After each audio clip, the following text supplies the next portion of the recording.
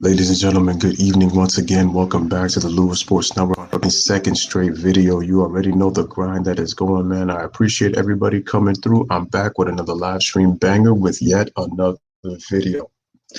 You guys know the drill. Smash that like button, hit that subscribe button. Make sure you guys are sharing the stream and make sure you guys share it on Reddit. Let me know who is in the building. I know I have a picture right here on the thumbnail of Larry Bird, Isaiah Thomas, Dr. J, Michael Jordan, Magic Johnson, and Kareem Abdul-Jabbar. But if we are looking, we're focusing on the two guys in the middle. It's the smackdown between MJ and Dr. J. Once again, make sure y'all smash that like button, hit that subscribe button as you guys come in. Let me know who's in the building, baby. Once again, let me know who is in the building. Can't wait to get this baby started. Let me know who is in the chat. Like I said, just like we did for LeBron and Kobe, we're going to pretty much do the same categories with LeBron. I mean, not LeBron, sorry, with MJ and with Dr. J. I do have some NBA news before we get started, so just let me know who's in the building. Smash the like, hit that subscribe. All right, shout out to Ryan. So you ready to learn? Let's go, baby. Let's get some more people in here.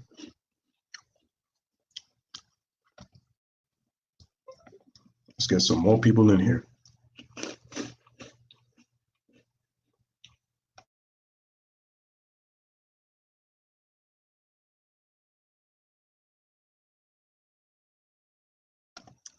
Shout out to Joel Hayward. What's up? Just waiting for more people to come through. I have some NBA news for you guys. I'm just waiting for more cats to come through. And once I do that, then, we'll get started. Continue to smash the like and continue to hit that subscribe. When you said MJ and Dr. J, that rhyme, man, don't hate the beat. All right, man, check you out, Ryan. All right, so far we got 2 likes. We got 3 people watching, man. Let's get the likes up. Let's continue to get the likes up. Let's get the views up. We got 6 people watching. All right, let's go. We got 5. Let's get those likes up, ladies and gentlemen. Let us get the likes up, man. Jordan versus Dr. J. Let's get it.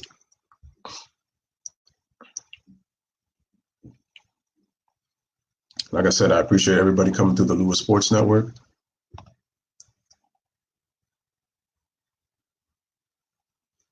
So I have some NBA news for you guys. Let me display it right now. It's about the 2021 NBA season. So there's been support for a 2020-21 season that will start in December and end in late July or August. So what are you guys' thoughts about that? This is before we get started with the Smackdown. Again, smash the like, hit that subscribe, share it on Reddit. Then shout out to Freddie Gee. Dr. Jizzle against Air Jordan, no doubt Freddie Gee, what's up? Again, remember not to say anything controversial. Keep it clean. And like I said, we're gonna have a lot of fun with this one, man. We got Dr. J, who plays small forward. We got MJ, who was a 2 guard. So we got a couple of news, man. So what do you guys think on? Shout out to Jason.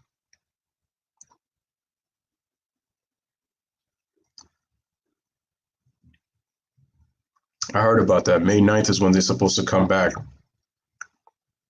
That's Justin Gaethje against Tony Ferguson. All right, and shout out to Jason. Like I said, make sure not to say anything controversial. Make sure you guys keep it clean, because like I said, I don't want the video taken down. I'm just gonna keep reminding everybody because of the way that how YouTube works. So like I said, let me know what you guys think on the 2021 NBA season to start in December and to end in late July or early August. I was gonna say, when you said MJ and Dr. J, it rhymes.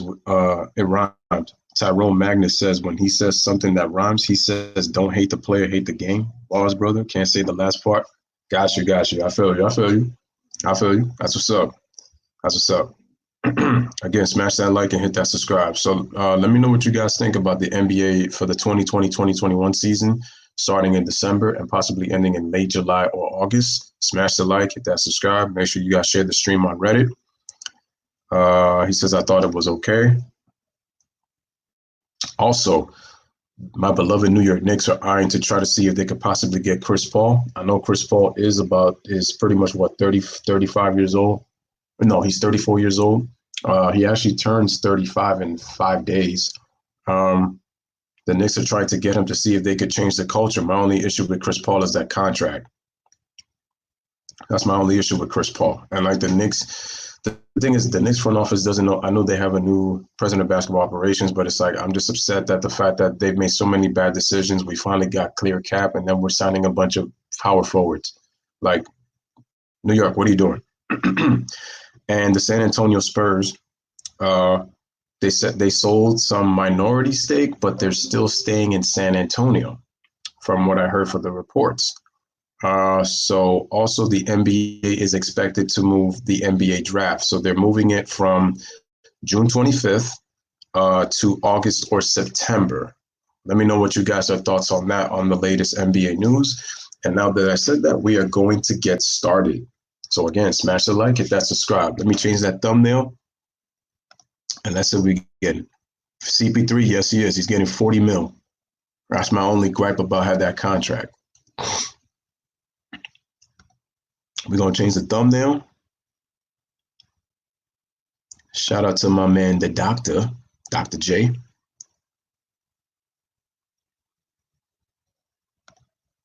There's my man, Dr.J. Again, continue to smash the like button, hit that subscribe as you guys come in.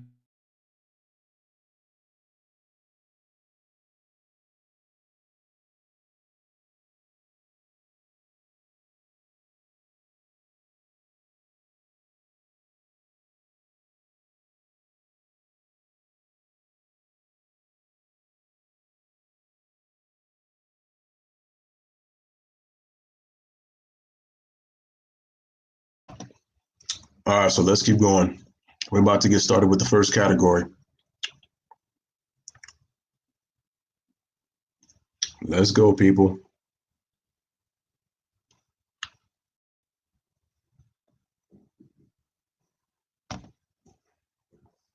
Are y'all ready? Jordan says, whatever, man. Let's get started. All right.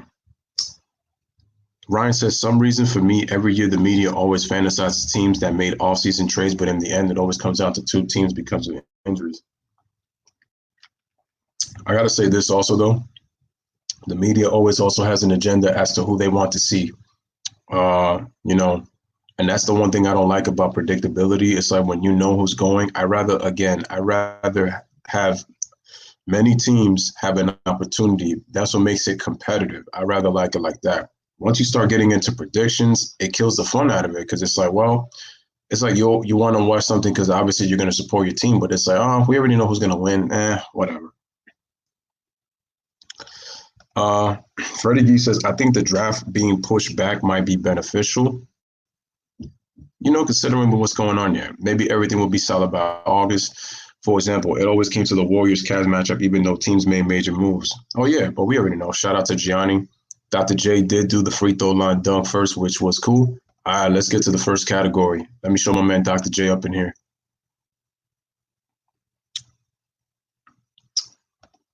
Is this the last dance? All right, so first category between MJ and Dr. J. Again, who was the better inside scorer in your opinion? Michael Jordan or Dr. J? Let me know in the comments. Who was the better scorer inside? Dr. J or Michael Jordan? Let me know in the comments.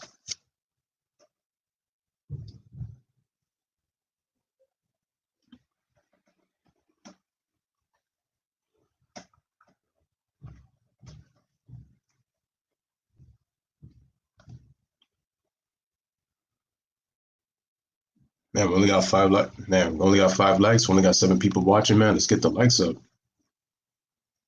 Hopefully more people could come through the stream.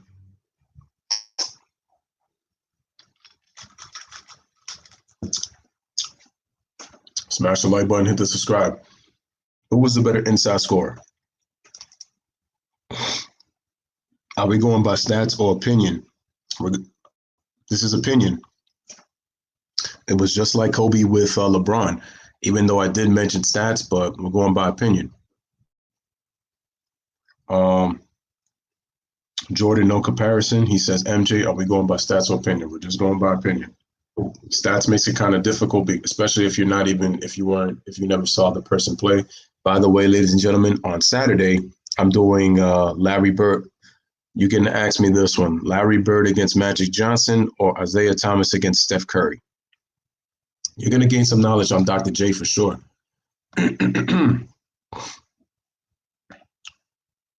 You are definitely going to get some knowledge on Dr. J.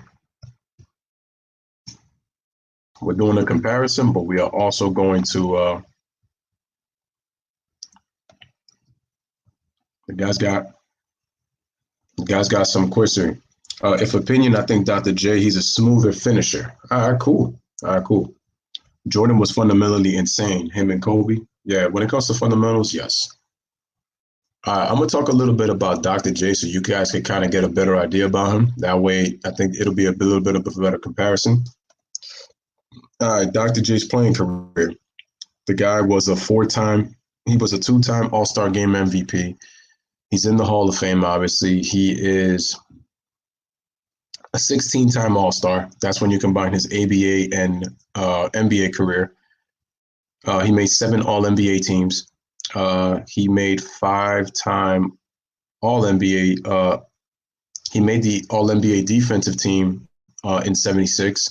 He's a 4-time MVP, 2-time NBA ABA champion. He won the '83 title. Like I said, he's a 16-time All-Star.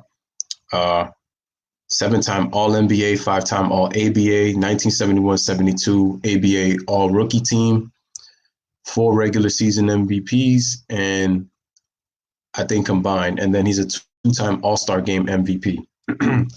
Dr. J, 24 points, 8.5 rebounds, 4.2 assists, career 50% from the field. He was an okay free throw shooter at 77.7%, 29.8 from the field.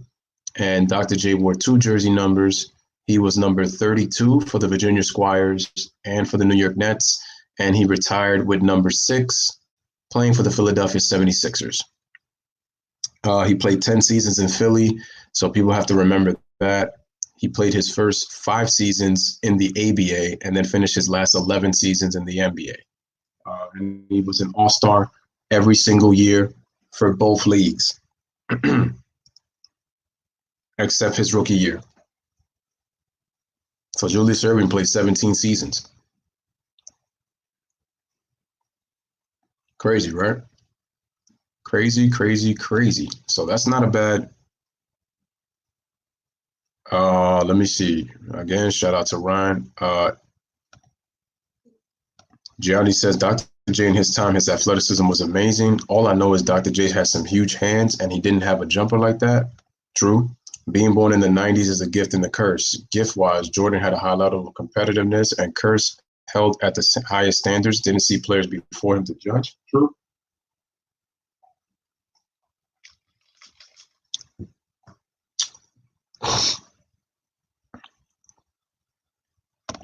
That's a very fair point. Let me get some Dr. J in here to show that brother some love. He did not have the most huge hands, that's true. Actually, let me see if I could get this one better. There you go. That one looks a lot prettier. So there's young Dr. J in the Sixers jersey. To me, if I would have to presume and guess, that has to be 1976 with John Havlicek. That's the only thing I could think about. That has to be John Havlicek. Man, I wonder where everybody's at tonight. I guess they were done after the NBA video. All right. Let me see. Okay, so y'all got MJ. With Dr. J, I didn't get to see a lot of him. He did look very smooth around the basket. I would say, and he did finish in traffic. from the highlights that I've seen and some of the games that I've seen in the NBA Finals from Dr. J. Him and MJ, I could say that they had big hands. And the stuff that I seen Dr. J do was crazy. And it helps when you have big hands with the ability to pound the basketball. Dr. J has he's got a lot of accomplishments. And Dr. J is definitely one of the most impactful players, underrated impactful players, because everybody knows who he is, but it's like at the same time, he kind of gets forgotten too, just because of who's talked about more so today when it comes to all-time greats. It's kind of like they measure kind of like the 80s, kind of like the 80s on. So you kind of forget the 50s, 60s, and 70s players. But I will say this, there isn't any NBA without Dr. J because, well, I will say that the NBA wouldn't have stayed alive had it not been for a player like Dr. J because the ABA had very, very talented players. Very, very talented players.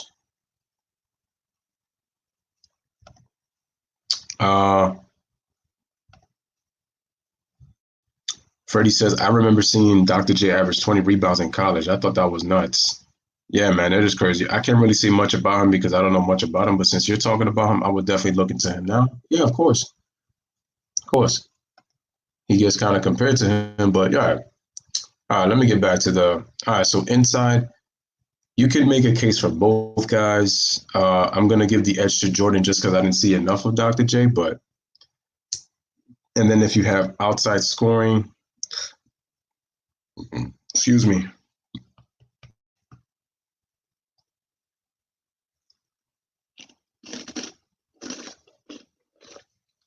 I would give the edge to MJ, obviously, because Dr. J wasn't really much of a jump shooter. And when he did take jump shots, it was very close to the rim. I thought Jordan had better range.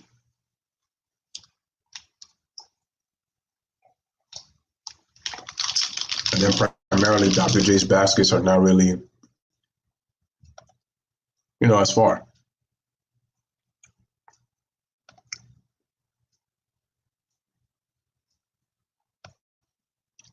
Much love to the doctor, though. I'm actually going to look him up a little bit more to see his accomplishments. I'm actually going to talk a little bit about Dr. J, even though, like I said, we're doing a comparison. So Dr. J, wow, this dude averaged at the very least 20 points for 1, 2, 3, 4, 5, 6, 7, 8, 9,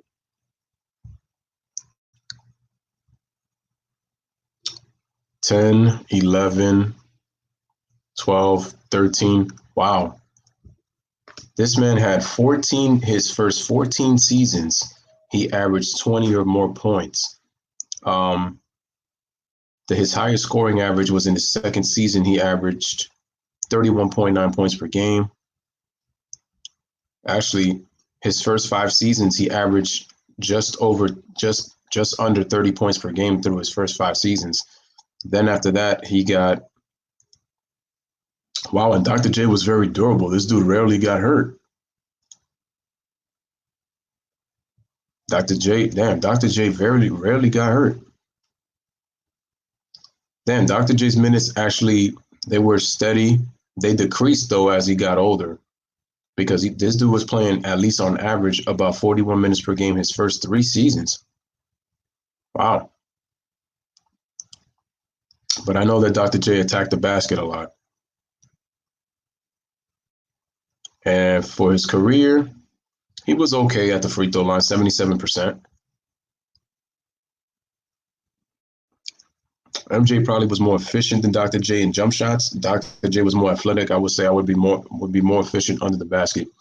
I would give to me the inside scoring probably to Dr. J just because Jordan was very effective down there, but I'd probably give it to Dr. J, and then I'll give the outside shooting to Michael Jordan. Okay, next category.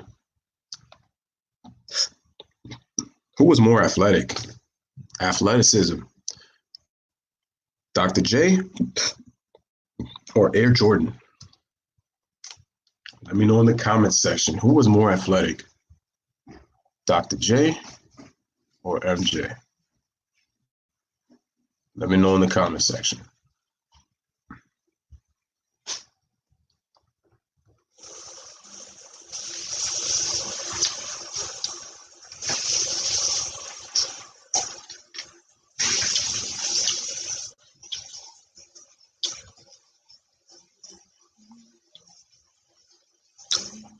That famous up and under was against the Lakers, right? Yes, it was.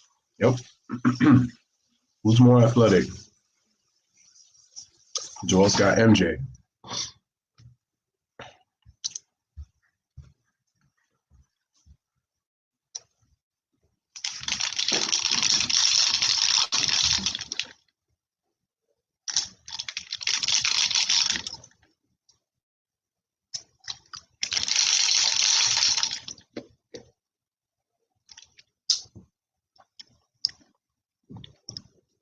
Freddie D says, I'll say MJ. Speed, quickness, vertical, strength.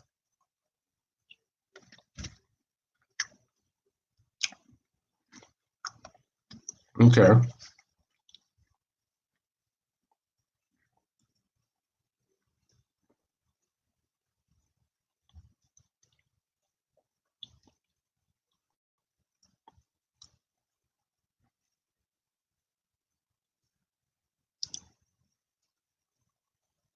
Got it. Ryan says it's a toss-up. Just pick one, even if it can be a toss-up. Pick. Freddie D says he's got MJ with the speed, quickness. Joel's got MJ. What you got, Ryan?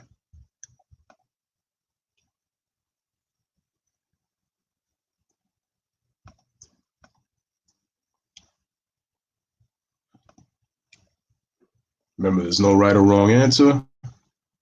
And let me just show that infamous layup right there that y'all was that Freddie D was talking about. There it is, right there. I think that's Mitch Kupchak. He did that, and there's Kareem without the glasses.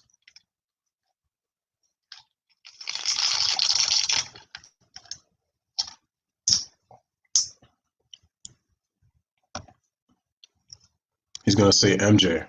All right. We're gonna breeze through this a little bit.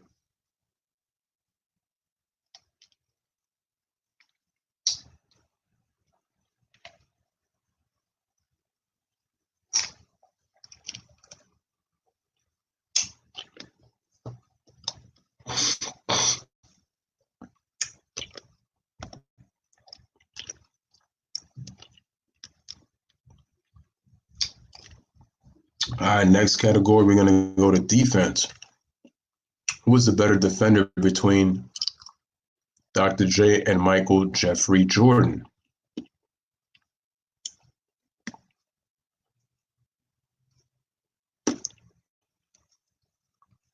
But I don't know if Dr. J couldn't do what MJ did athletically. MJ just had a different swagger when he played. He definitely did. Definitely did.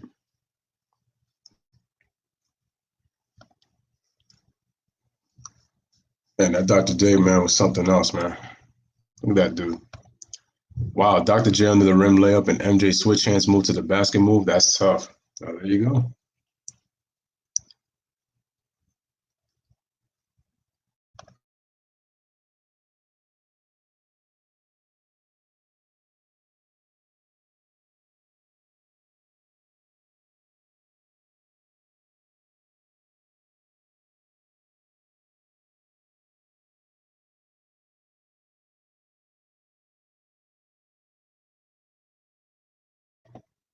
I like Freddie Gee.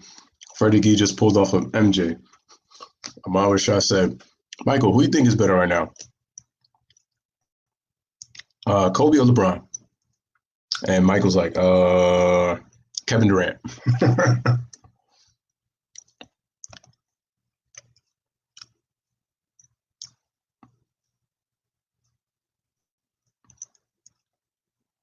Okay. For Jordan and Dr. J, I'm actually going to lower their categories because it's a little bit more difficult to kind of measure like what those guys did in terms of like who's better, because of the fact that Dr. J, a lot of people didn't see him play that much. But I wanted to do this video just to give respect to Dr. J, give him some recognition that he is one of the most impactful people ever. So I'm going to lower the categories down. Let me go to, all right, let me choose the next category. So for athleticism can be a toss-up. So yeah, I would give the playmaking the edge to MJ. Inside scoring, you can go either way, to be honest, but I'll probably give it to Dr. J because he wasn't much of a jump shooter. And then outside scoring, I'll give it to Jordan. Defense, probably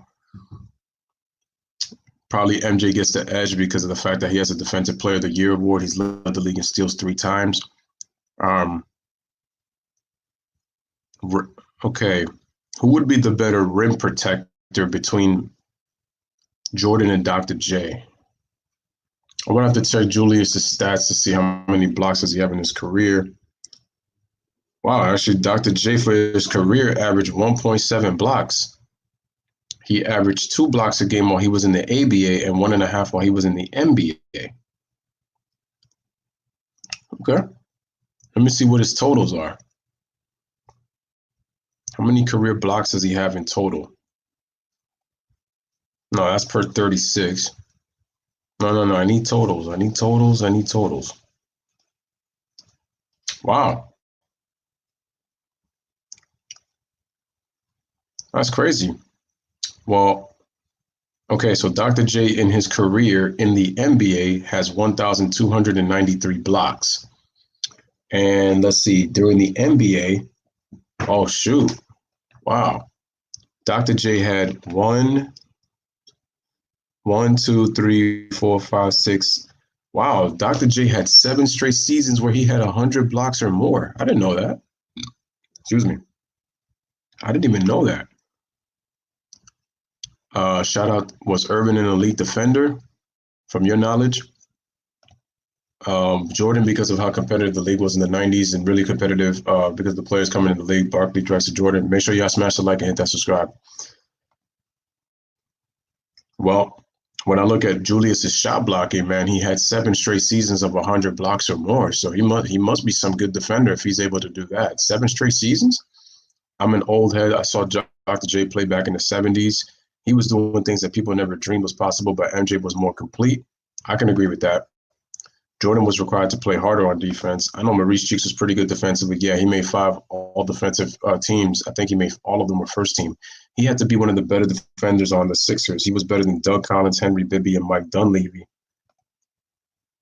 Dr. J, Ron Cowan, I can dig that. Cool. But yeah, Dr. J had 7 straight seasons where the brother averaged 100 blocks. That's crazy. And then in the ABA,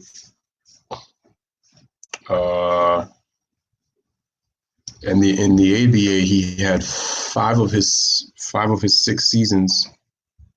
Actually, no, he came in. Actually, no, he has 8 seasons of 100 blocks or more. 8 of the 9 seasons, 8 of the 11 seasons he played in the league. And in his rookie season, they didn't record blocks. And then in the first 4 years, in the last 4 years in the ABA, he averaged no less than 127 blocks. In his 3rd season, he had 204 total blocks. Wow, I mean, Dr. J even had 200 steals, 100 blocks. No, 200 blocks and over 100 and 150 steals. And then in the 75-76 season, he had 200 steals and 160 blocks. So 207 and 160. So it looks like Dr. J looks like he was a pretty solid defender. From if he's putting up those kind of stats, it doesn't look like he was probably the best defender in the NBA, but I mean, he was putting up. I mean, he was very close to getting. He was close to getting like 150 steals and 150 blocks in a few seasons. So I think Dr. J was probably not that bad of a defender, maybe, from what I'm seeing. That's what I'm seeing. I feel like Dr. J, yeah, he had a crazy wingspan. He probably could contest shots very good. Yeah, if I'm looking at those stats and he's doing that, he probably was very good at contesting shots. All right, next category.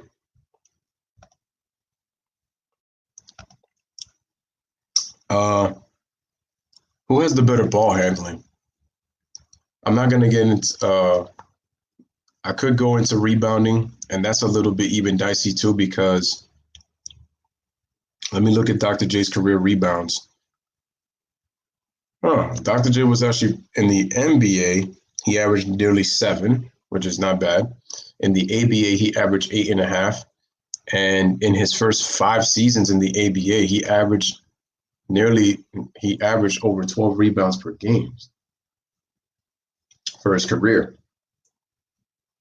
And then that stat that Freddie was saying, that he averaged over 20 rebounds a game in college. I mean, it helps to have the wingspan and the hands that Dr. J has.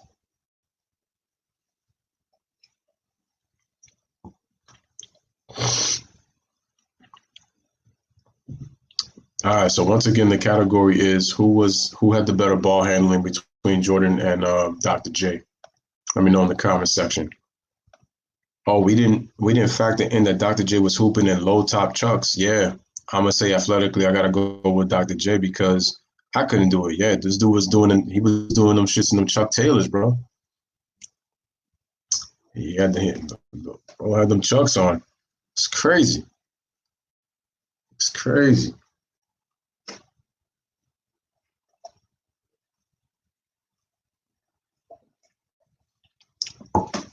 People don't want to understand out here in these NBA streets, man. Again, smash the like. Make sure y'all hitting that subscribe. We got 9 people watching, man. Let's continue to get the likes up. Let's get a couple of more viewers. That shit is crazy. All right, once again, guys, who you think was the better ball handler at the very least between Dr. J and Michael Jordan? It looks like Dr. J can handle the ball well, because in this picture right here, it looks like he's spinning it. Hello, Dr. J was more athletic. I would say Dr. J a little bit more than MJ. I think back then Dr. J's era was more scoring in the low post. I'm going to say Dr. J was the better rebounder. So I know Dr. J had George McGinnis and Joe Bryant to rebound, Stephen Mix and Henry Catchings too, especially offensive rebounder. I would give the rebounding edge to Dr. J, but Michael Jordan, he's underrated in terms of rebounding, because when you look at his stats, it doesn't look like he gets much. He didn't get a lot of rebounds in his career, but Jordan was actually one of the better offensive rebounders in NBA history. If you look at his stats, offensive rebounding was crazy. Jordan didn't get as many defensive rebounds, but offensive rebounds he was actually more stronger suited on the offensive glass, and offensive rebounds up. And I know Freddie doesn't like to agree with me, but I'm sorry.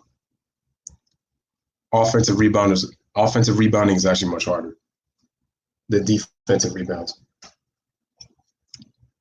When you compare the two, defensive rebounding, I'm not saying is not tough, but compared to offensive rebounding, getting second chance points, I say that would be harder.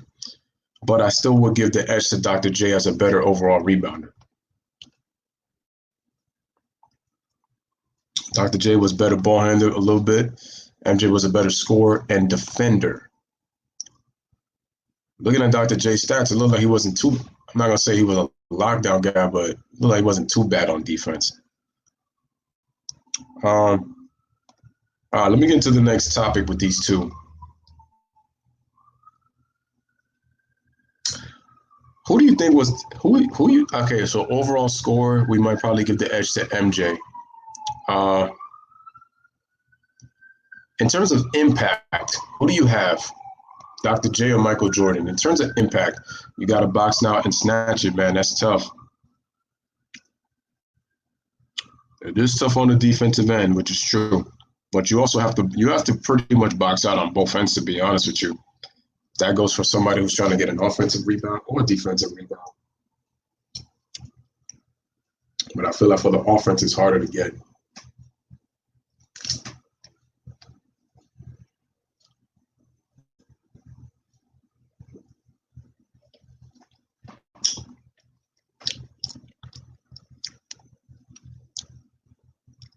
Oh no, Winona, I know you didn't say the doctor was a bad defender. I just said, looking at the stats that I was watching, it looks like. I was just saying that I think MJ is the better defender than Dr. J. I was just looking at his stats and I was saying he doesn't look too bad though from what I was looking at. That's all I'm saying. No, but I didn't say that you said that Dr. J was a bad defender, though. So I apologize if you took my words the wrong way. So my apologies. Better impact, Ryan says Dr. J. You could definitely make a case for Dr. J. And Joel Hayward says Michael. I mean, Rick Barry is on record saying that he felt that Dr. J was Michael Jordan before Michael Jordan. But those are his words. You know, that's what he says. That was on the Dr. J documentary that was on NBA TV. Yes.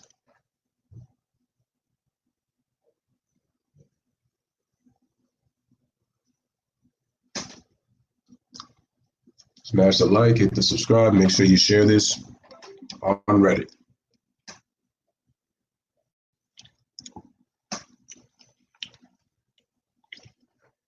Thank you for those who came back. Appreciate you guys coming through. Probably not going to keep this stream as long as the other ones because I obviously got to get ready for tomorrow. But thank you for those who did decide to come back. Appreciate it. You guys are more than appreciated, man. And that is a fact.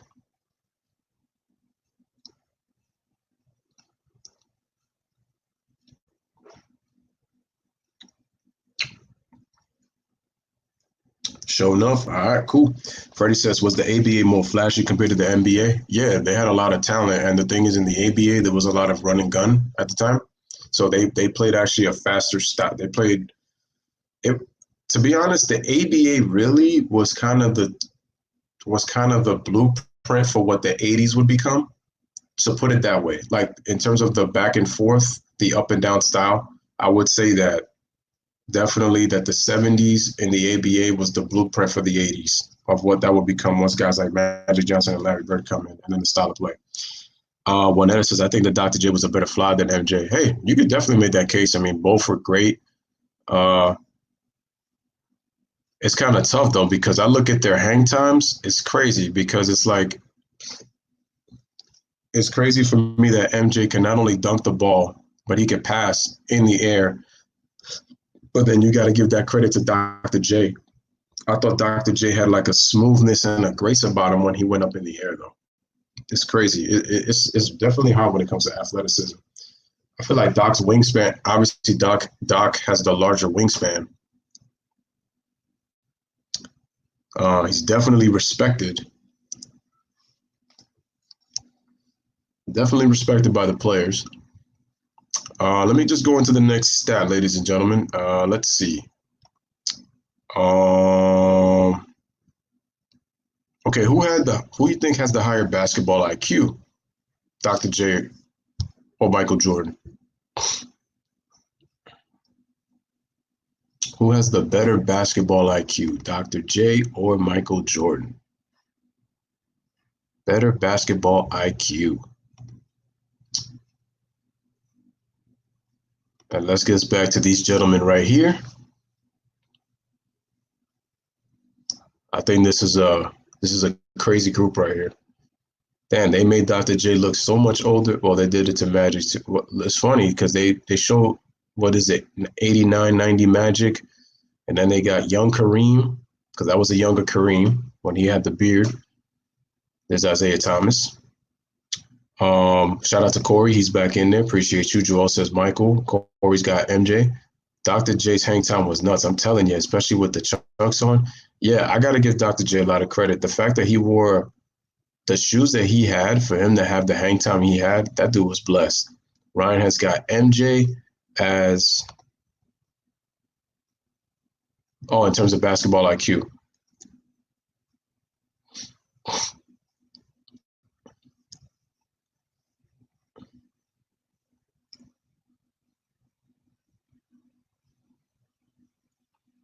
All right, keep letting me know in the comments. Shout out to Tyree. He's back in there. IQ is so subjective. It's true, but remember, we're doing a comparison between two players, remember? So, but again, it's your personal opinion on top of that. Just like how we did with Kobe and LeBron, that's how we judged it. So it really depends on opinion at the end of the day. So again, we got 10 people watching. We only got 6 likes, man. Let's get the likes up. Even if this video ain't gonna be up long enough, let's get the likes up, man. Shout out to everybody in the chat. All right, we're starting to see some more people.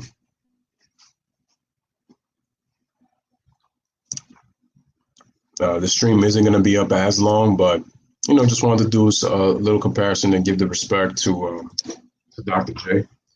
By the way, ladies and gentlemen, NBA Jeopardy will be returning right here on the Louis Sports Network. I'm going to be doing also.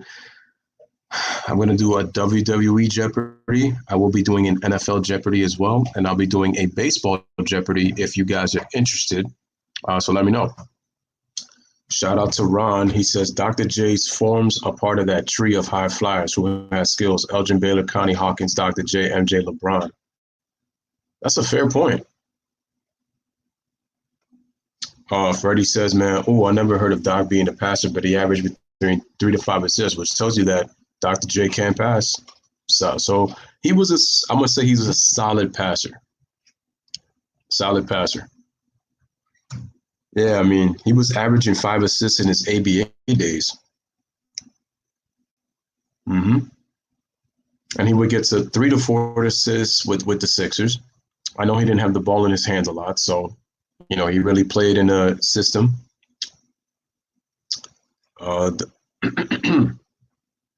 Damn, it's crazy though. Doc was consistent. I mean, he wasn't scoring like crazy. He was scoring crazy his first 5 seasons, but like after that, he was kind of his scoring would go up and down. Let's see, if you count Doc, so the crazy thing, so check this out. If you combine his ABA and NBA career, Dr. J actually scored 30,026 points. That's his career totals from both leagues. But because he came into the NBA in 1976, he only scored 18,364. But when you combine his 18,364 with 11,662, Dr. J would actually be in the top 8 in scoring, right? Shout out to Gianni, who says he sounds fun. Imagine if Dr. J had today training technology and shoes of today. Doc might have had the better IQ because he went with Moses and made it work. I'm not sure if Mike could play with a dominant big like that. Shout out to Kobe. Yeah, and if you look at Mike, if you look at all of Mike's championships, he played with a versatile forward. It's kind of funny. Usually, I don't like to compare LeBron and MJ, but I will compare them in this sense. If you look at the amount of championships they won, LeBron won 2 of his 3 with a dominant wing in Dwayne Wade, and Michael Jordan won his with a complimentary all-star in Scottie Pippen. So if you look at Jordan's 6 championships and LeBron 2 out of his 3 rings, they won it with a wing player. That's actually one thing that I can actually compare them to when I compare LeBron and MJ. But if I say something like that, the media would start to go, oh, see, you can't compare. But I'm like, they're 2 different players. But at the same time, that's kind of crazy to think, though, that they won. Jordan won all 6 with Pippen being the forward and obviously the point forward. And then LeBron went and hit 2 of his with D Wade, and he was a 2 guard. And he had a Michael Jordan type NBA Finals in 2006. Dr. J still looks better than some of us younger people. Yo, for real, like Doc has blessed genes, man. Dr. J was underrated and was very fancy with the ball. Facts, like Doc still looks good for his age, man. Growing the beard, I could tell that he was really healthy, took really care of his body, and he's taking care of himself right now, man. So I got a lot of respect for the doctor. Got a lot of respect for that, man.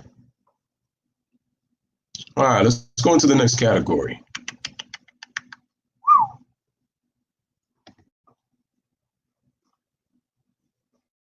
All right, let's go into leadership.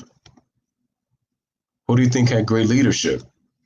I know it's kind of difficult with that one, but you could take a guess. Let me see who you think. Who do you think had better leadership? Let me know in the comments.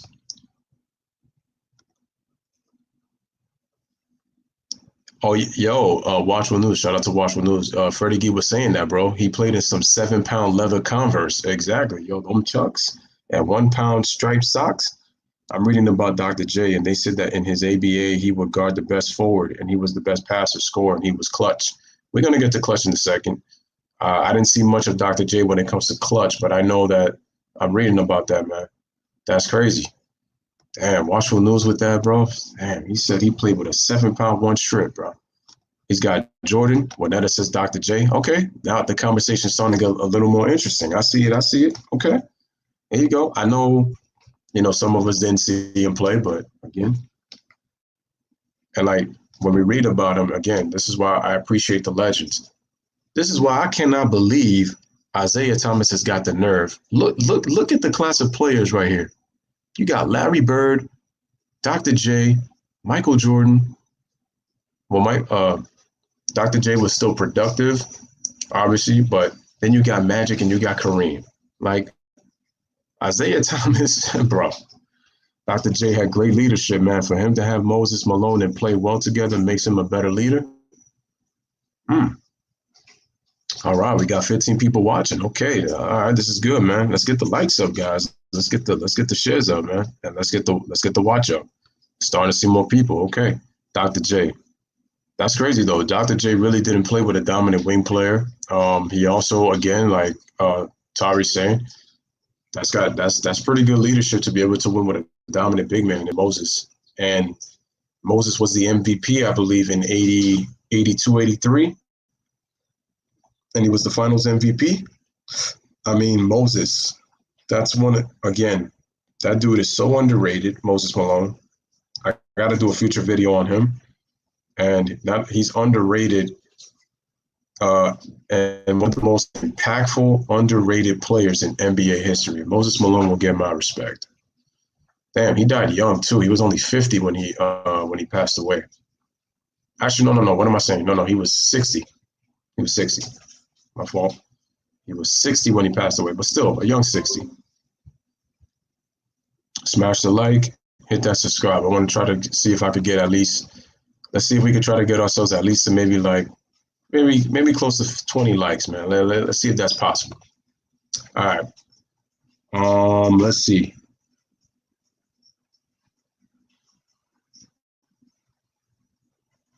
Who would you say had the better? So obviously we said that Michael probably had the better career. Who was the better team player?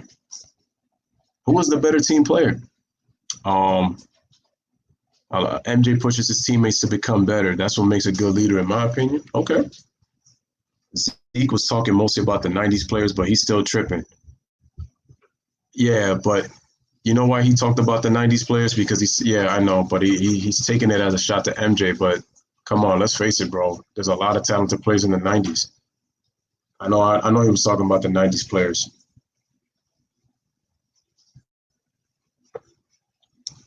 Facts, man. R.I.P. Moses. Freddie says playing with Moses Malone ain't easy, especially when you've been known to be the man. Yeah, that's true.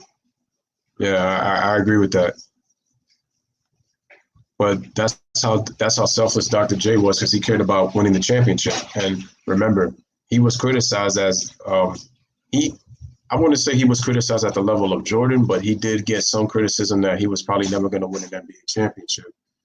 And like I said, Dr. J played on some talented 76er teams that you can make a case should have won what? They could have won 2 to 3 titles. They could have had like a little mini dynasty at the start of the 80s. But, I mean, look who they were facing, though. They had the Boston Celtics. They had the Milwaukee Bucks.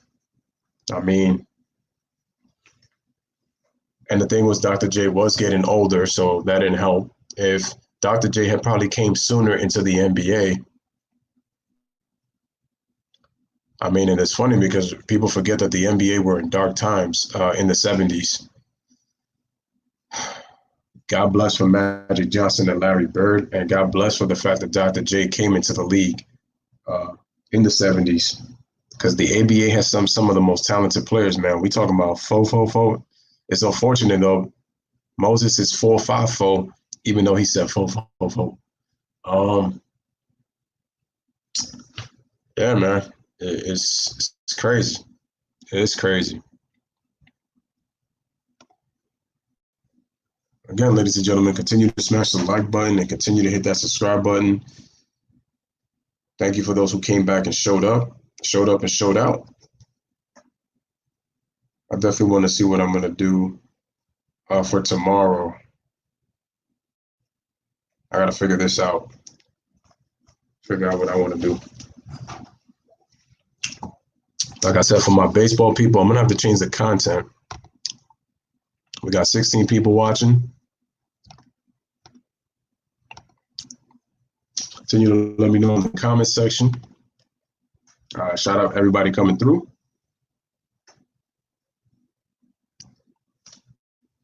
Who was the better team player?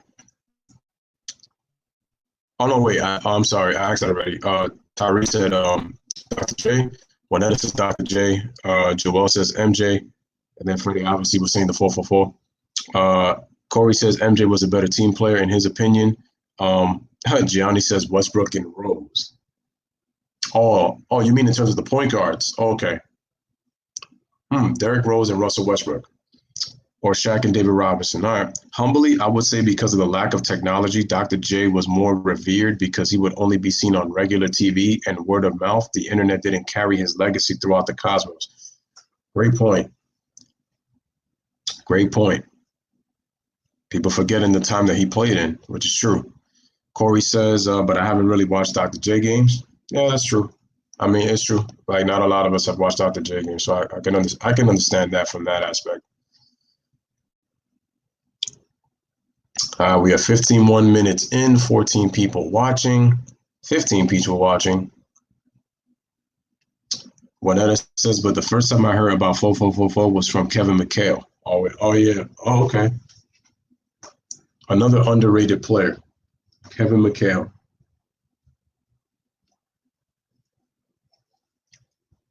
The originator of the low post. Smash the like, hit that subscribe.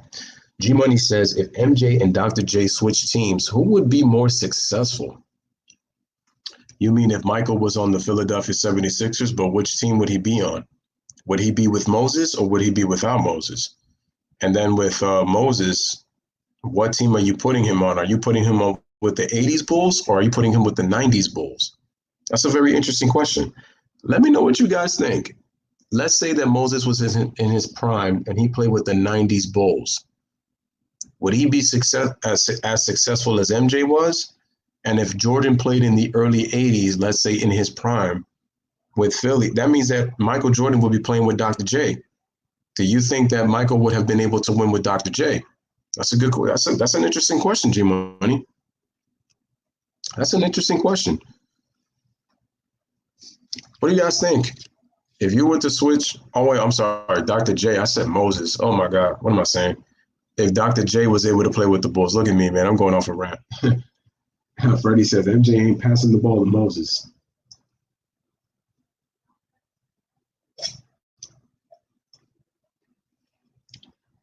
And also keep in mind that Michael Jordan would not be in the triangle offense. That means that he would want the ball in his hands. So Freddie G makes another great point. I would put MJ with Moses and Dr. J on the 90s Bulls. Who do you think would win more? Well, you just kind of, okay, so he's trying to make it clear. Let's see. Oh, but then what happens to Scottie Pippen, though? Because Scottie Pippen plays the forward, and that's what Dr. J primarily played. And Dr. J would be tall if he played the two guard spot. Damn. Imagine Dr. J and Scottie Pippen. Yo, that's a lot of wingspan at the wing position.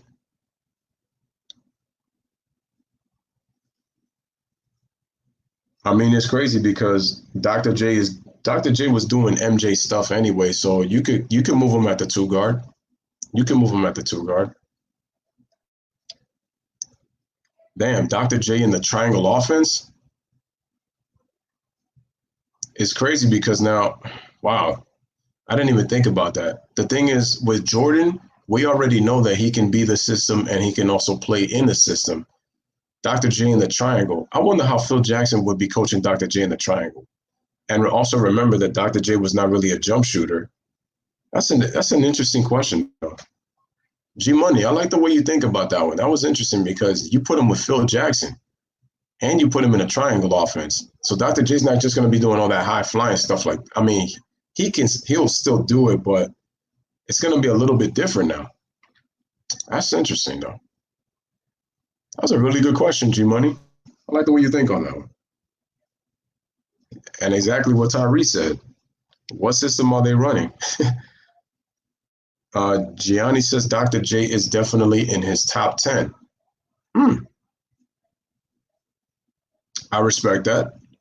The thing that hurts Dr. J for me, though, is the fact that he didn't accomplish as much in his NBA career, which is why I have to put him out. If the funny thing is, if those accomplishments that he had in the ABA were in the NBA, Dr. J would probably be in the top 10. But the only thing, because the thing is, because he has 4 regular seasons MVPs combined. I believe he won 2 in the ABA and 2 in the NBA. If he had a Finals MVP, Dr. J would probably be threatening for that top 5. But that's if he would have won all his championships in the NBA, because he only won 1, and then he won 2 in the ABA. But that would be the only reason I wouldn't put Dr. J in the top 10. Yeah, that's what I was thinking. Is it more lobs and cuts with Doc? Yeah, that's a good question. That's what I'm saying, because I never really seen Dr. J do alley-oops. I'm gonna have to look at the tapes to see if Dr. J did alley-oops. He probably did, but I just, I was gonna say. Well, this is, I think MJ would win with most because he was a team player when he came out of the UNC. Chicago was a bad team when he joined. That's why he had the ball so much. That's another fair point.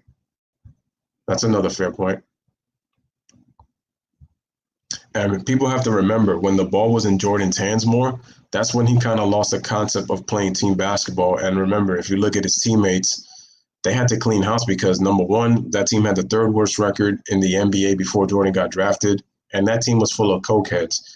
You're talking about a 21-year-old kid going into a locker room seeing a bunch of cokeheads. Like, yeah, that's a nice sight to see. Corey says, also, they had some tough dudes in Philly like Bobby Jones and the Boston Strangle himself, Andrew Toney. Yo, Andrew Toney was one of the best small forwards in the 80s when he was healthy. It's a shame his career got short. He was a mid-range shooter. Nobody talks about Andrew Toney enough, but Andrew Toney was the real deal. Andrew Toney, that dude was very, very good. That's why when you look more deeper in that Sixer team, you're like, damn, Bobby Jones, Maurice Cheeks. I remember they had, I think, Lionel Hollins, who was on the 82 team. Yeah, man, and you have Andrew Toney in there. Like I said, those early 76er squads, man, they could have won 2 to 3 titles early part of the 80s, and we probably would be talking about the Sixers a lot more different had they won maybe like 2 titles in 3 years or 3 titles in 4 years. They would probably be talked a little bit more like the Detroit Pistons. And then Boston would get kind of lost because even if they made more finals, it's like, look, 1981, Boston won the title. So let's say Philly wins. And I recommend that you guys watch the 1981 Eastern Conference Finals between the Sixers and the Boston Celtics. It's actually one of the greatest series in NBA playoff history. That was a series where Dr. J blew a 3-1 lead. So Golden State, y'all know how that feels. Kobe Bryant, you know how that feels. But I don't mean to troll. I'm sorry. I didn't mean to say that. My apologies. My bad. I'm just telling the truth out here. Telling the truth, being objective. See what I'm saying? I'm sorry. All right. Yeah, no. In all seriousness, just joking. But in all seriousness, like, you guys should watch the 1981 Eastern Conference Finals between the Boston Celtics and the Philadelphia 76ers. Yo, that was a brutal series. That series was unbelievable. 7 games. The games were all tough. Dr. J he was in the open floor. And with no big man for Dr. J, is he taking the ball, bailout shots, or Pip? Good question. If Lamar can thrive in the triangle, so could Dr. J. That's a good point. But then you also have to remember what type of player Lamar Odom is and Dr. J. Dr. J is a more elite scorer than Lamar Odom is. Lamar is versatile, but question, do you think if they keep Doug Collins, they would have won more rings and Jordan would still be considered the greatest? They would not have won championships with Doug Collins. The reason being is because even though he took the Bulls to the Eastern Conference Finals in 1989, you could tell that the issue with Jordan is that Doug Collins gave him too much freedom. And I understand that as part of the reason, but Tex Winter, as you guys saw in the documentary, he was trying to get Doug Collins to follow the triangle offense, and Doug Collins kept ignoring it. And another thing, Doug Collins is an emotional coach. That tells me that in pressurized situations, he's not going to make the best decisions in crunch time. That's why Phil was so crucial for MJ. We wouldn't be talking about, I'm going to be honest, we would not be talking about Michael Jordan like that if Phil Jackson doesn't come into his life. And like I said, I'm already saying that, look, MJ didn't win without Scottie, and he didn't win without Phil. Because, look, Michael went from, in the documentary, I was not the biggest Phil Jackson fan, to at the very end of his career, when the Bulls are in the last dance, to, if Phil's not coaching this team and I just want to play for Phil, that tells you also how mature that Michael got. And he knew that he wasn't really going to win without, Phil, because everything would have been different. And look, Michael understands his most success, but this is why, as much as I agree with that, I also have to give credit to Michael in saying that why he owes his success to Phil Jackson.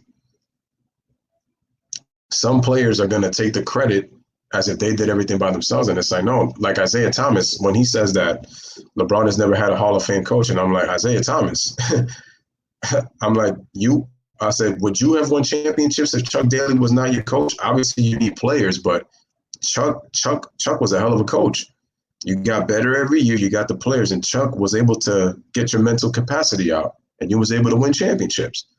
So sometimes I just look at Isaiah, man, like it's like, yo, you're really looking bad out here.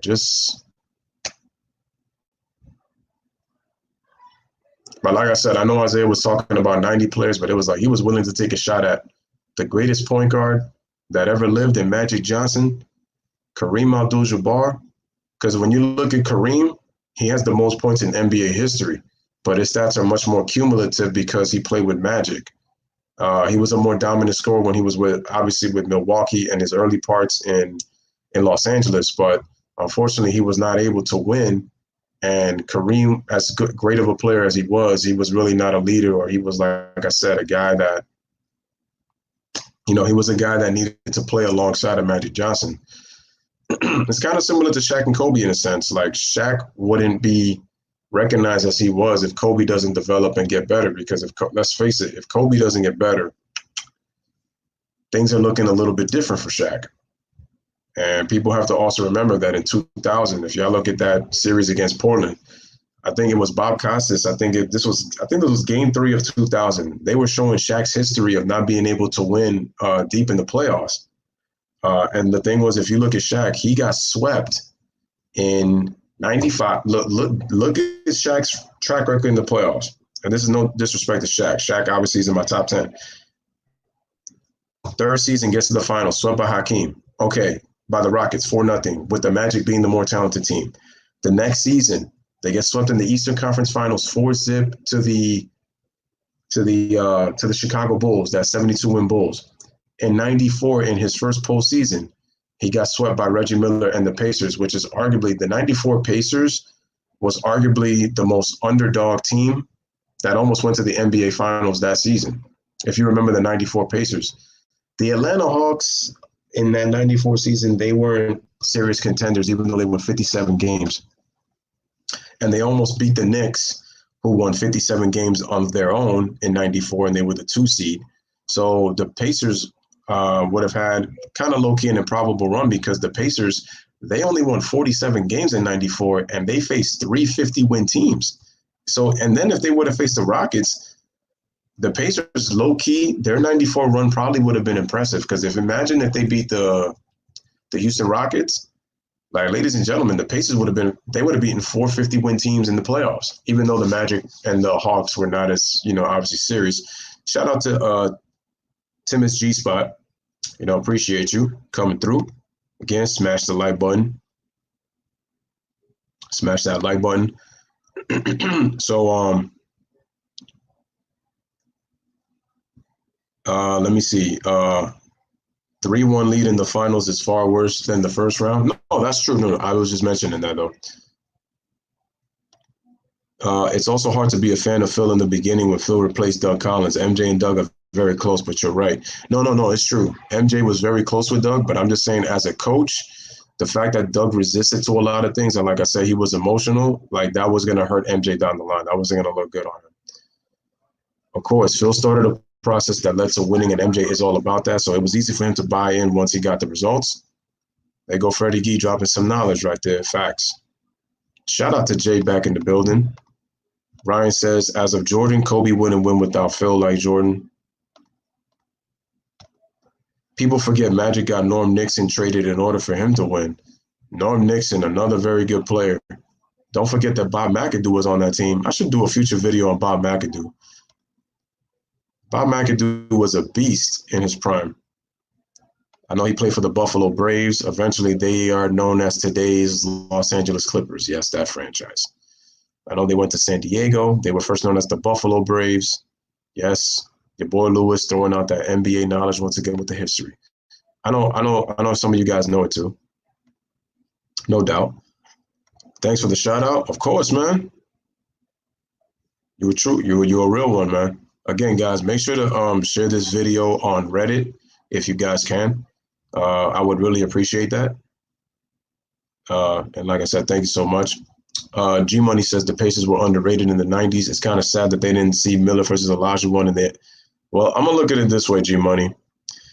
When you look at the Pacers versus the Rockets, that matchup isn't really selling. I mean, the ratings were even low in the NBA Finals for the Knicks and the Rockets. It did go 7 games, but the highlight of that series was the O.J. Simpson chase in '94.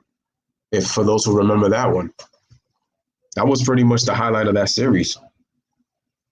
The Knicks should have won that series. They were up 3-2 going into Houston.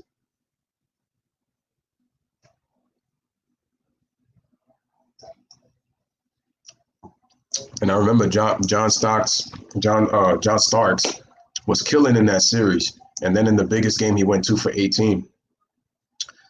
Marshall New says the media pushes certain players' legacy along after MJ retired. Absolutely. They've been trying to look for the next MJ for a long, long time. Freddie Gee says, yeah, you need to do one on Bob McAdoo, man. He played in the ABA too. I believe he did. Yes, I think he did in the ABA. And this is what we're going to do. This is what we do on the channel, man. Like, when we talk about my content, I don't just primarily I'm not one of those dudes that be like, all you do is talk about LeBron. No.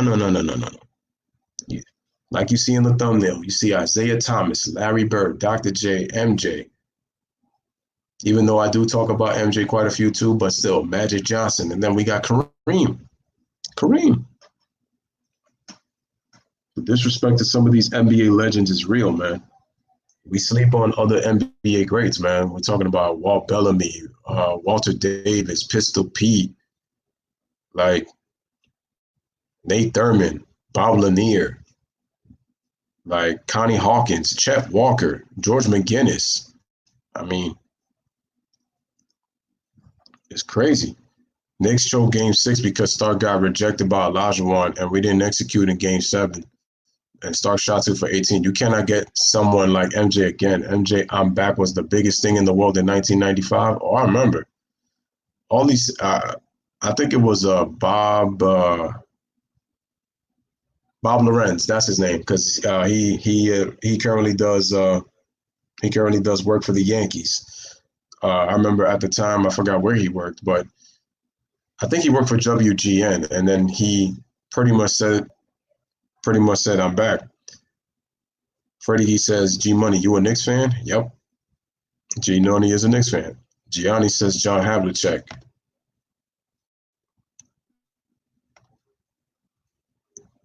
John Havlicek is another one. Absolutely. Absolutely. Absolutely. All right, so we're going to do a couple of more categories. Let me see. Who's more clutch? I think everybody's going to know the answer to that one, but I just felt like saying that. Who's more clutch between MJ and Dr. J? Let me know in the comments. But I think everybody's gonna know that one. I just felt like saying that. And then, who, in your opinion, had the better career? Let me know. Listen, man. When it comes to our Knicks, Freddie G's Atlanta Hawks, I feel you, man.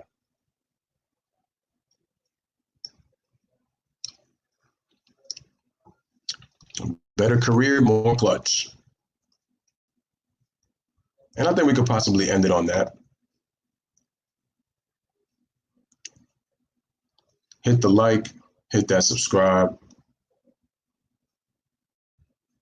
We got some solid likes considering that some people didn't come through, but it's all good, man. Appreciate it. He said, nah, just kidding, MJ. It's cool, it's cool. It's cool. But we definitely got to touch up on our NBA history, man. Okay.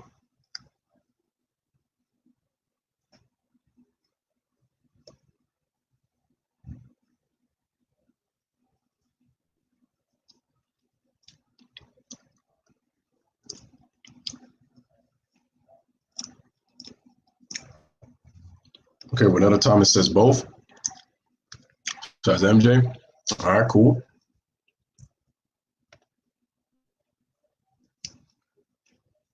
It's awesome.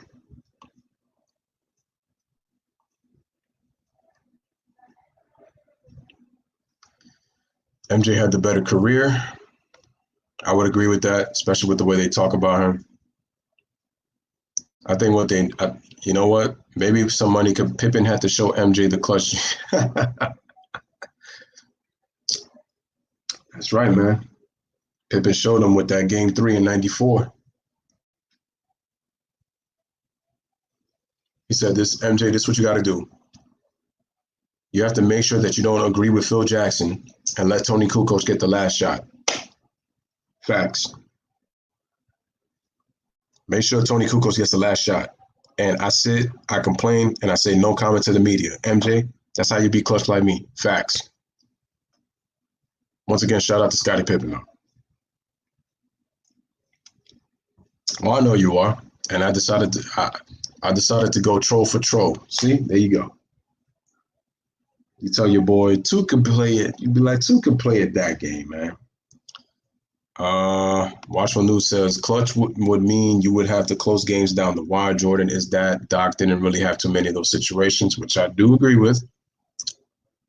If MJ's family would have stayed in Brooklyn, do you think he would still be an NBA GOAT? Well, let's see. A lot of things would have to change, though. A lot of things would have to change. If he was in Brooklyn, we would have to think about, does he move from Brooklyn to another state? Does he go to Wilmington, North Carolina? Then you have to wonder what school would he go to? Because I'm not saying that he possibly might not go to North Carolina, but a lot of things changes, though. Then what school does he go to? Then we have to think about what team is going to draft him. A lot of things could possibly change with that, though. That's crazy. That's one of those you never knows. You never know. I mean, it's possible you could say no, but then it's possible that you could say yes. I mean, we don't know.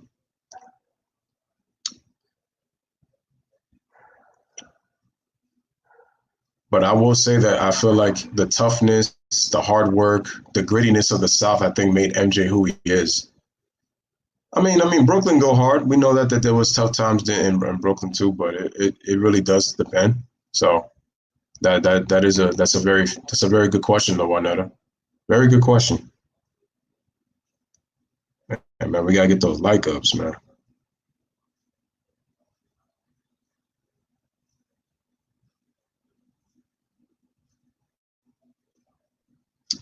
Definitely could. All right. All right. So I got a couple of announcements, ladies and gentlemen. I think this one was solid. It's a little bit difficult for Dr. J just because quite a few of us didn't see us play. So we have some possible choices for future for another versus, we have Russell Westbrook going up against Derrick Rose. Oh, wait, before I get to that, Corey says this is completely off topic, but what would happen if LeBron had a dad? I mean, well, what's the knock on LeBron that people have been saying? They feel like at times he displays feminine energy. I mean, you could honestly, with LeBron, you could say the same thing about guys like Draymond Green. You could say the same things about Kevin Durant. You know, how would they would have been like if those guys have fathers too, because some of these NBA players were raised by single mothers. I mean, just look at young Jason Tatum. He was raised by his mom. His dad, I believe, passed away when he was young. So sometimes I always depends. You know what? I will say this. Sometimes people can still persevere even if they don't have a father. It really depends on what kind of mother you have, and it still depends on your family, and it also depends on your environment around you. So I would say it really more so depends on that. But I will say that with the father, that male, see, and that's something that I would say that Kobe, even though Kobe at times can act like a diva on the court, what's fortunate about Kobe was he had that male energy, and that was also he had stuff from his father. But I could tell that with a lot of Kobe's traits, I feel like he resembles more of his mom than his dad does. What I will say what he gets from his dad is he has a lot of joy in terms of the joy of the game, but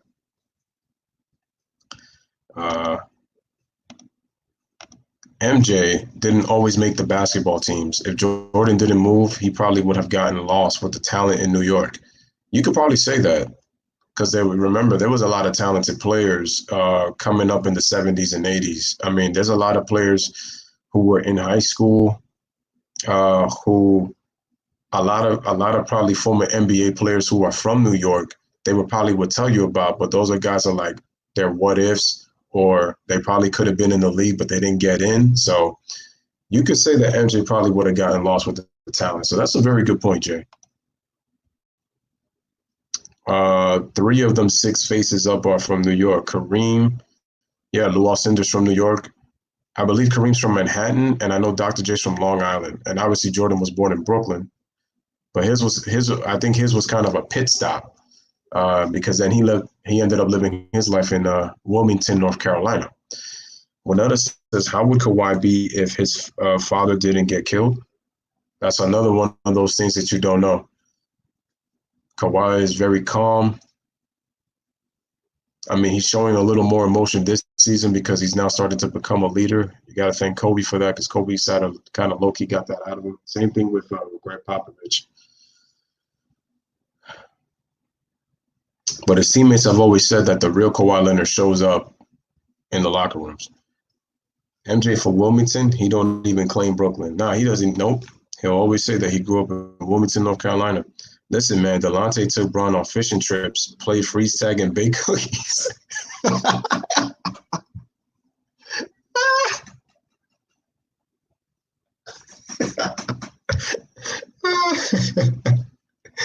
Yo, this guy. Oh, wait.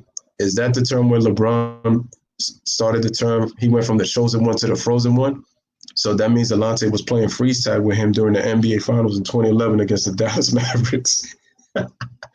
Yo, beast. Yo, Watchful News is something else, man. That's crazy. Yo.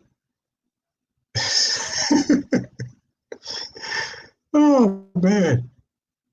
He showed LeBron how to bake cookies, man. Well, how do you do it with the easy oven? Oh, bro, come on, man.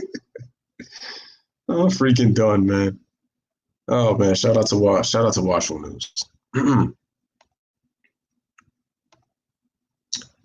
right, ladies and gentlemen, I got a couple of announcements before I shut down the stream. Yo, Watchful type wrong for that though. Damn. Watchful, you better make sure LeBron not hearing this. He hears and sees everything. Oh no way. I said I was gonna make a couple of announcements before I started close down the stream. But go ahead, Corey. What was you gonna say?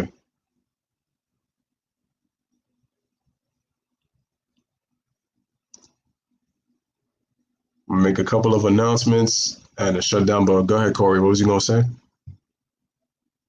And again, guys, make sure you guys share this on Reddit. What would happen if Magic and Larry had completed their careers? Okay, guys, what do you think? What if Larry Bird and Magic Johnson both did not have to retire? Well, Larry Bird was what, 36? Magic was 32, and that was just due to the HIV. So Magic could have played more seasons. His Lakers probably could have possibly challenged a little bit for the NBA title, maybe for like a couple of seasons in the 90s. So what do you guys think, man? What would happen if Magic and Larry had finished their careers without with Magic not leaving due to HIV, and then Larry Bird having his career cut short due to his back injury? What do you guys think?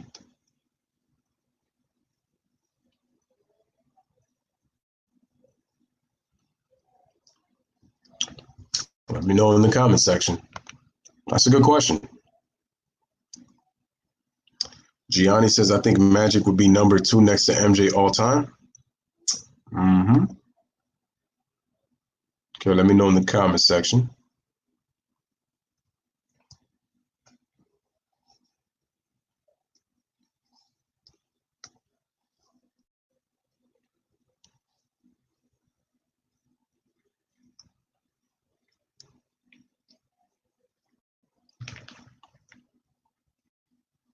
All right, can you let me know what you guys think?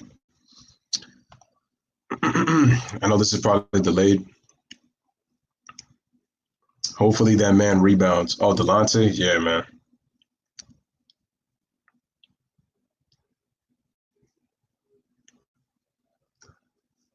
Isaiah would have been in trouble if Larry didn't mess up his back in the mid-'80s during his parents' mom's driveway.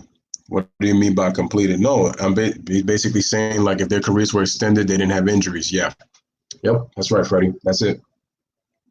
That's what he was talking about. If their careers were extended, no HIV, no injuries, how would their careers look like?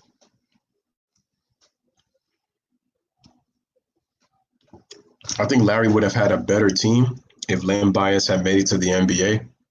Damn, yo, that's crazy, yo, to think about. Yo, think Dennis Johnson, Danny Ainge, Len Bias, Kevin McHale, and then Robert Parrish. Wow. That Larry's back in Magic was forced out due to HIV. So now the question is, what would have happened that those two had been able to extend their careers? And that Len Bias does. Don't forget Reggie Lewis too. Reggie Lewis was another one. People forget about Reggie Lewis. He actually played MJ very well in their matchups. Exactly, Corey. Facts. Reggie Lewis.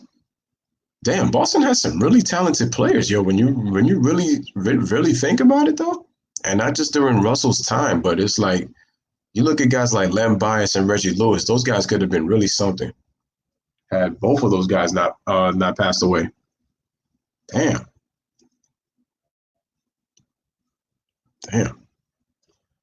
Isaiah would be in trouble if Magic didn't get hurt in '89. The NBA doesn't talk about that. People forget that Magic missed that series. He tried to come back in Game 3, but he was very limited offensively. And they attacked his. But Isaiah Thomas ain't gonna talk about that. I mean, like I said, I give him credit because he beat Magic, but we also have to forget. We also do have to remember that Byron Scott also did get hurt as well, and also and Magic tearing up his hamstring. Reggie Lewis blocked MJ 4 times. That's why I'm saying that people don't talk about. Reggie Lewis was a solid scorer, and he was a solid defender too.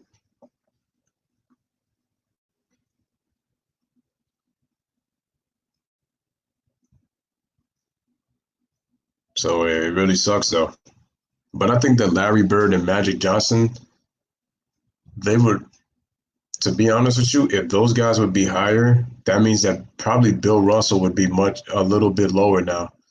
If in order for me in my list, if Magic and Larry's careers extend, they probably would push Bill Russell like down, and they would actually go more up. Where would you rank Reggie Miller? Reggie Miller's in the top 50.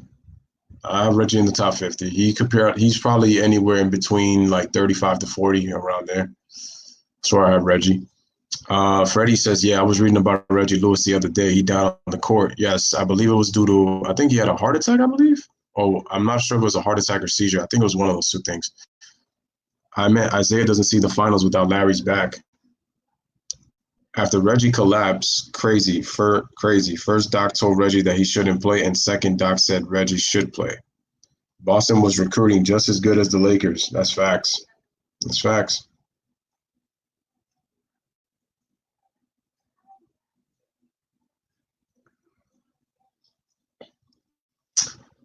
All right, ladies and gentlemen, that was a very nice, pleasant chat.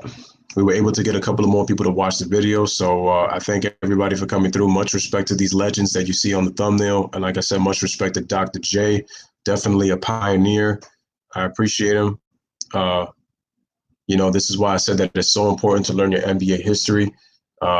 It's a shame that what the media is doing, pretending like there's not, that we only know obviously the players of today, but just a couple of players like Jordan, Bird, and Magic and Isaiah. Like if there was other players that didn't exist, and that's all we got to get more players, more light. So definitely gonna be doing that on this channel.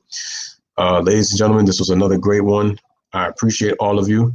Make sure you smash the like button. Make sure you subscribe to the channel for those that haven't subscribed yet.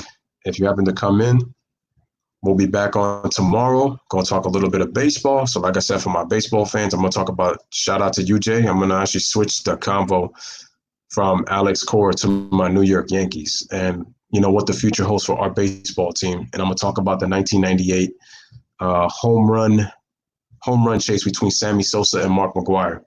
And why that baseball, to me, in my personal opinion, it's ridiculous that these guys are trying to put all these blames on these players when baseball knew what they were talking about, what they were hiding. Watchful News says Len Bias and Lewis would have retired after Jordan. That's true.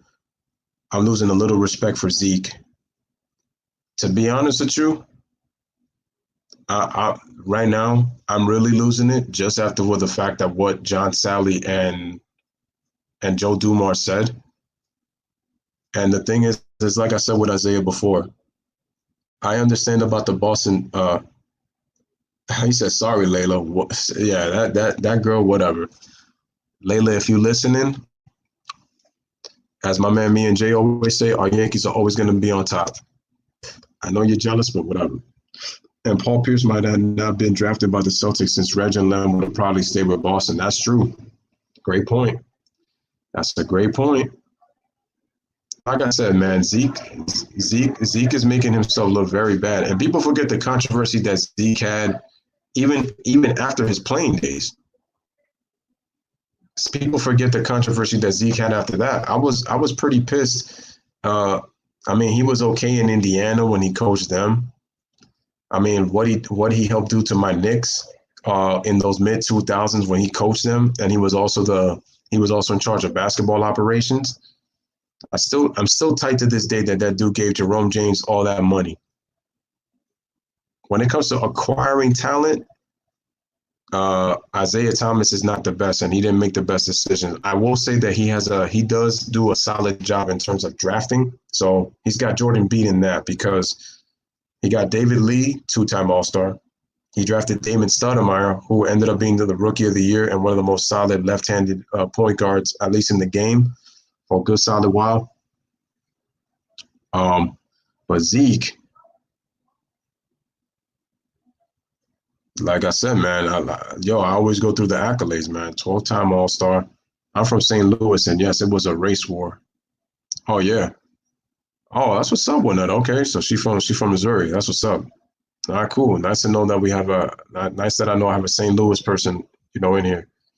I want to talk about that home run chase because it kind of leads me to think about Barry Bonds and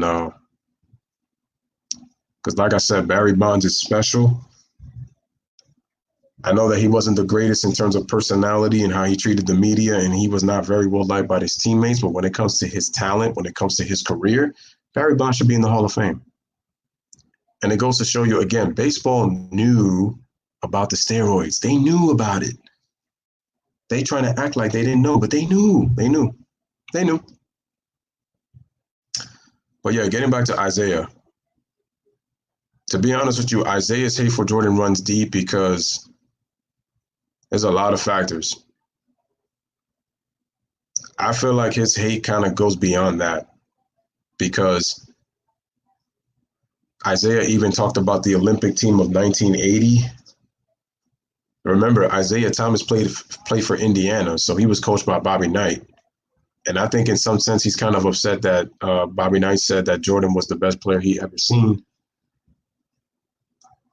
And it's kind of like, Isaiah, I'm pretty sure he knows you were great. It's just, you're not Jordan. That doesn't mean that you weren't great, Isaiah. I told you. Most impactful little man in NBA. Two-time NBA champion, finals MVP in 1990. He was an all-star game MVP, I believe, in 80. What was it, 80? What was it, 82, I think? Isaiah's the real deal, man. But the fact that you're trying to hide through a current player just because you dislike the other one and you're being petty nearly 30 years to this day, come on, Isaiah. To be honest with you, I feel like the thing is Jordan isn't going to let it go. I'm surprised Isaiah saying that Jordan was saying that Jordan did all these nice things, and yet you hear Jordan still calling him an a-hole. So I'm like, who's telling the truth here? Who's telling the truth here? It's crazy. That's just crazy. All right, ladies and gentlemen, so I'm going to put an end to this stream. Make sure y'all smash the like button, hit that subscribe. I truly appreciate you guys. Again, make sure y'all share this stream on Reddit. Let me know if I get the thumbs up on that, to make sure to share it on Reddit. Again, God bless all of you. Make sure you guys continue to stay safe. I appreciate you guys. We'll be back on tomorrow. And like I said, man, I'm just going to continue to grind. I know times are tough, but I'm going to continue to, give you guys this content every single day as much as I can. And like I said, I appreciate you, man. And like I said, and shout out to Tim G. He says it right here. That's what I've been saying. Isaiah needs to own his hate or say sorry, move on. His jealousy is beyond toxic. And this is why I said that I'm kind of comparing Isaiah to LeBron James, because they're both kind of doing the same thing in different ways. But again, the same thing, like Zeke. If you cannot stand MJ, just say it. That's it. People could say what? See, that's the thing. You can't try to say you own the bad boy image, but all of a sudden you're regretting everything you did. You got to keep that same energy, Isaiah. Magic Johnson made up with you, and look at the history y'all went through, and you guys are best friends.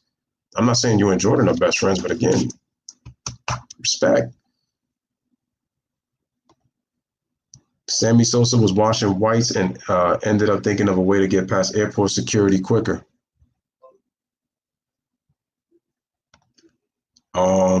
Jay says every year is about how he never got on the dream team. Like, he needs a violin. For real. It's like music to my ears. I still remember that State Farm commercial with LeBron when he did that. Zeke has had issues with Larry, Magic, and MJ. More winning maybe would have solved that. Then again, probably not. Zeke hasn't been in Chicago since MJ arrived. That's another great point. People know about Larry and the race comment. People know about Magic and the issue with the HIV situation. And then obviously people know about MJ, the history between the Bulls and the Pistons. And like I said, Isaiah was not well liked in the league. He was not well liked by guys in the league. And so when people come up with this whole hate crap, it's like, I feel like these dudes don't even pay attention. They're like so in love with their player that they don't realize what that player is doing.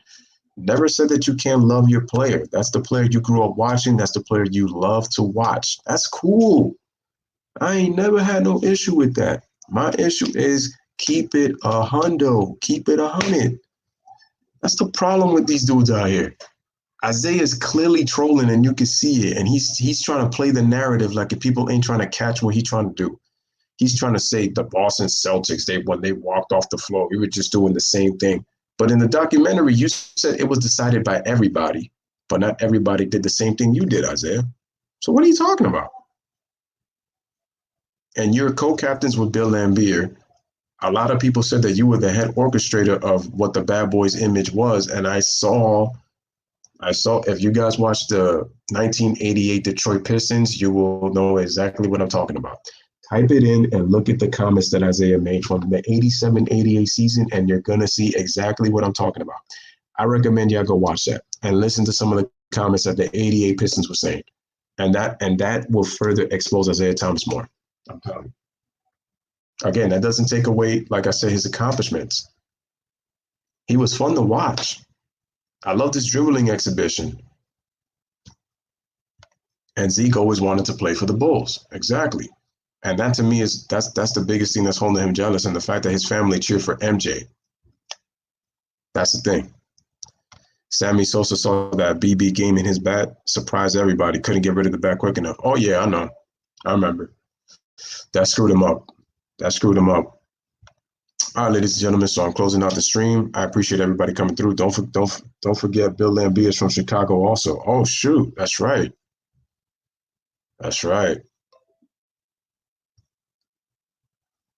All right, so once again, man, I appreciate everybody coming through. This is the Louis Sports Network. I'm gonna say it again. Bless up, live, laugh, love. Thank y'all for watching. Truly appreciate it. Have a wonderful night, everybody, and make sure to like, subscribe, share, and make sure you guys share on Reddit. Let me get a thumbs up if you guys will share on Reddit. Make sure you guys share it on Reddit. Again, I love y'all and appreciate y'all, man. Have a wonderful night. Deuces, man. Everybody get some sleep. Enjoy the rest of the night. And I'll be back on tomorrow with another one, man. Deuces. Like, share, subscribe, and make sure y'all share it on Reddit. Have a wonderful night, everybody. Peace.